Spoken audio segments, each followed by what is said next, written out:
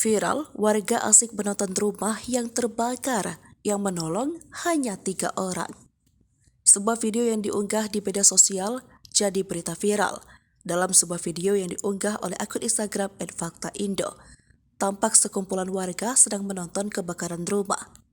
Dari sekian banyak penonton, cuma 3 orang yang punya hati nurani, tulis keterangan video dikutip pada 29 Juli 2023.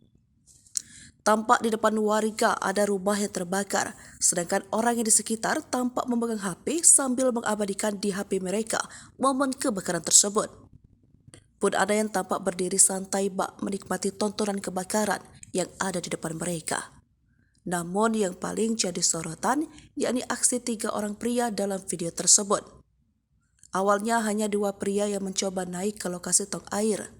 Selang beberapa detik, seorang pria ikut naik ke talang air dan mencoba membantu 2 pria yang sebelumnya naik lebih dulu. Para pria tersebut mencoba membuka penutup tong air. Mereka juga mencoba membalikan tong tersebut untuk mendapatkan air. Video ini pun menjadi viral. Banyak warganet menyayangkan aksi para warga yang hanya menonton saja. Dan tak sedikit warganet memuji aksi 3 pria yang naik ke talang air tadi.